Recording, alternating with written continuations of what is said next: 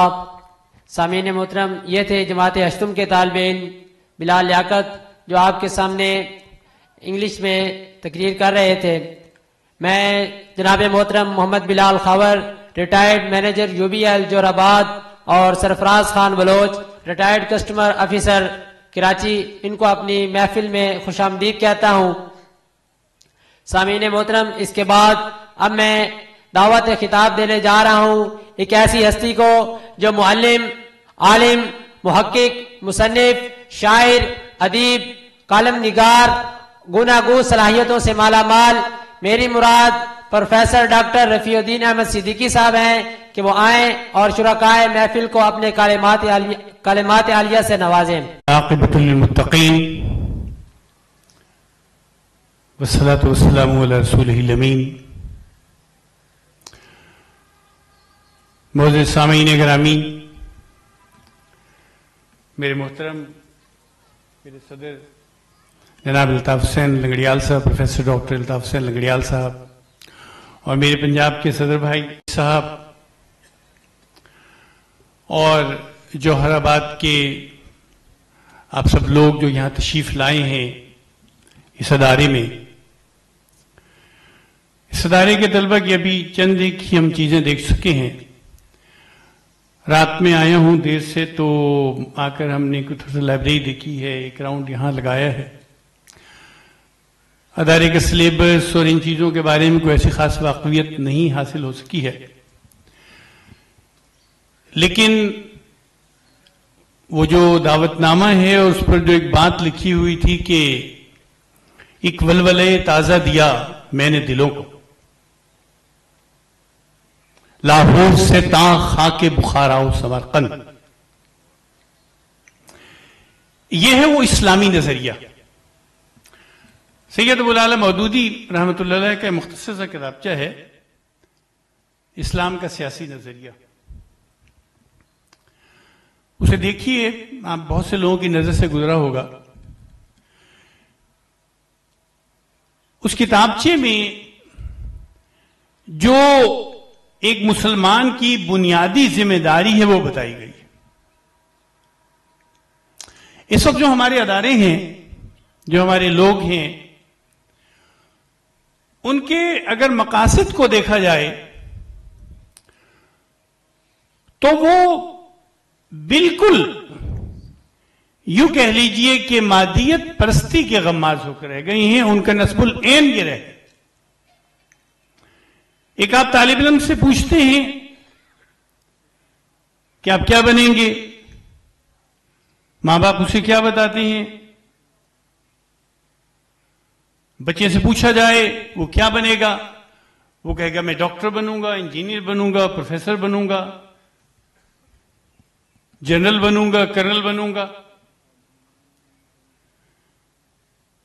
अदारे भी उसको इसी काम के लिए आगे तैयार कर रहे हैं। सवाल यह पैदा होता है कि क्या यही जिंदगी का मकसद है? हम बुनियादी तौर पर वो लोग हैं जो इस बात पर यकीन रखते हैं कि क़ूलू ला इलाहा इल्लल्लाह तुफ्लिहू, हमारी फलाह, हमारी कामयाबी उस नजरिए के अंदर है जो नजरिया मोहम्मद सल्लल्लाहु अलैहि वसल्लम लेकर आए, और हमने उस नजरिए को, उस कलमे को कबूल किया। उस कलमे का तकाजा क्या है? मेरे पास एक साहब थे, वो काम करते थे, मेरे मकालात वगैरह को टाइप करते थे, कंपोजिंग करते थे, पठान थे। एक दफा मेरे पास बैठे हुए थे, कहने लगे, और भी गुफ्तगू हो रही थी, कह ले डॉक्टर साहब मेरी बात सुनिए, मेरी बात सुनिए, मेरी बात सुनिए, नहीं तो मेरा पेट फट जाएगा। मैंने कहा आप कहिए क्या कहते हैं? उन्होंने कहा डॉक्टर साहब जो बात आप कहते हैं वो तो हमें किसी ने बताई ही नहीं। हमारे मां बाप तो कहते हैं तुम डॉक्टर बनो, इंजीनियर बनो, प्रोफेसर बनो, जनरल बनो, कर्नल बनो। क्या यही जिंदगी है? क्या यही जिंदगी का मकसद है? क्या हम इसीलिए पैदा हुए?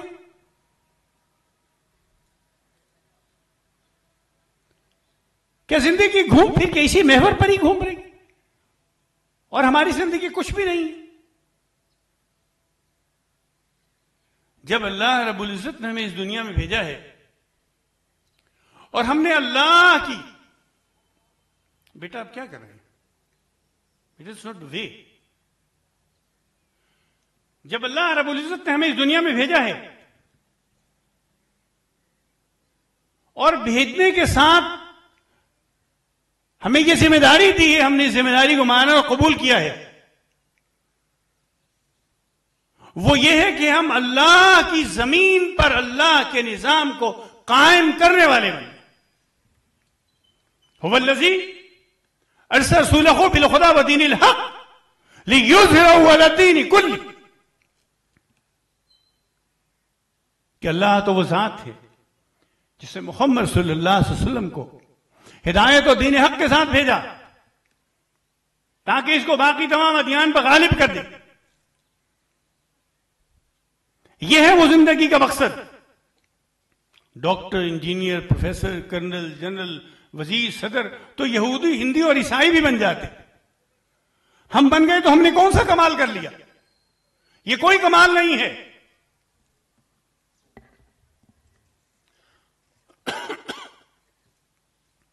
बात तो यह है कि अल्लाह रब्बुल इज्जत ने आपको जिस काम के लिए इस दुनिया में भेजा था वो आपने क्या किया। यह बात उतबा को समझ आ गई, यह बात सुराका बिन जाशम को समझ आ गई। नहीं समझने पर तैयार तो हम समझने पर तैयार नहीं। दारुन नदवा में बैठा हुआ है, वहां बैठा है, उसके साथ और भी सब सरदारान कुरैश बैठे हैं। वो कहता है कि मेरे दिल में एक ख्याल आता है, मेरी तरफ से तजवीज है, मैं मोहम्मद के पास जाता हूं और उनसे कहता हूं कि देखो ये हमारी तरफ से ये ऑफर्स हैं, ये पेशकश है, इसको कबूल कर लो, जो चाहो कबूल कर लो, लेकिन ये जो तुम कलमा लेकर उठे हो, ये जो तुम बात लेकर उठे हो, इस बात से पीछे हटो। वह पहुंचता है खिदमत अक़दस सल्लल्लाहु अलैहि वसल्लम, कहता है खूबसूरत औरत से शादी करना चाहो तो हम खूबसूरत तरीन औरत से तुम्हारी शादी करा देते हैं। दौलत चाहिए तो दौलत ले लीजिए सब, और अगर आप हम पर बादशाही चाहते हैं तो हम आपको अपना बादशाह मान लेते हैं।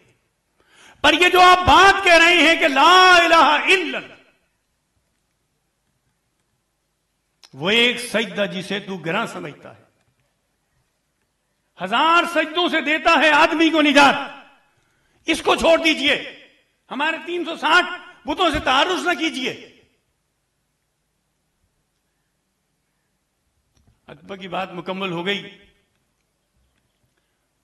रसूल अकरम सल्लल्लाहु अलैहि वसल्लम जो तहम्मुल, मतानत, बुर्दबारी और अखलाक आला का अल्लाह की तरफ से सनद याफ्ता नमूना था, बड़े तहम्मुल से कहते हैं, फरमाते हैं, बस तुम्हारी बात मुकम्मल हो गई, तुम बात कह ली, अब मेरी सुनो। सूरह हामीम सजदा की आयत तिलावत की। उतबा ने दोनों हाथ पीछे टेक दिए और इंतहाई हैरतज़दा होके कुरान की आयत सुनने लगा। जब आप सजदे की आयत पहुंचे, आपने सजदा किया, और एक रिवायत में आता है कि जब आपने अजाब की आयत पे पहुंचे तो अतबा ने आपके मुंह मुबारक पे हाथ रख लिया कि बस कीजिए, बस कीजिए, मोहम्मद सल्लल्लाहु अलैहि वसल्लम की जुबान से निकली हुई बात गलत नहीं होती। और उसको वापस पहुंचा दारुन नदवा में, जहां अरब के रऊसा बैठे हुए थे। उनसे कहते हैं, देखो मेरी बात सुनो, मोहम्मद को उनके हाल पर छोड़ दो। अगर ये कामयाब हो गए तो अरबो अजम तुम्हारे जेरे नगी होंगे, और अगर ये नाकाम हो गए तो अरब के हवाली में जो बद्दू हैं वही इनको काफी हो जाएंगे, और तुम अपने भाई के खून के इल्जाम से बच जाओगे। ये बात अतबा को समझ आ रही है, ये बात सुराका बिन जाशम को समझ आ रही है, ये बात रसूलुल्लाह सल्लल्लाहु अलैहि वसल्लम के कलमे पर लब्बैक कहने वाले मुट्ठी भर सहाबा कराम को समझ आ रही है। कुरान जिनके बारे में कहता है कज़र नखरज आशतहु फाज़रा फस्तखलजा फस्तवा अला सुक़ही युअजिबु ज़ुर्रा लियग़ीज़ बिहिमुल कुफ़्फ़ार। खेती है, दाना है, उगता है, निकलता है, कोंपलती है, गदराता है, फिर तने पे सीधा हो जाता है और फिर मजबूत हो जाता है।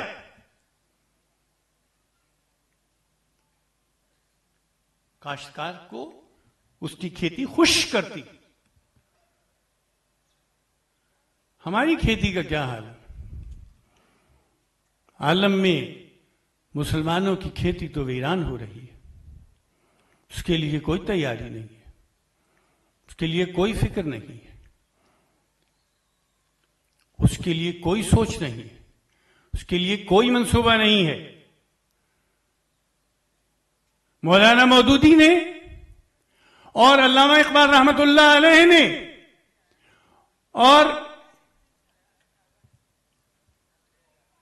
ये नजरिया पेश किया, ये बात भी लोगों के सामने रखी कि मुसलमानों तुम्हारी जिंदगी का मकसद यह है कि अल्लाह की हाकमियत कायम हो और तुम्हारी जिंदगी अल्लाह की रजा में खप जाए।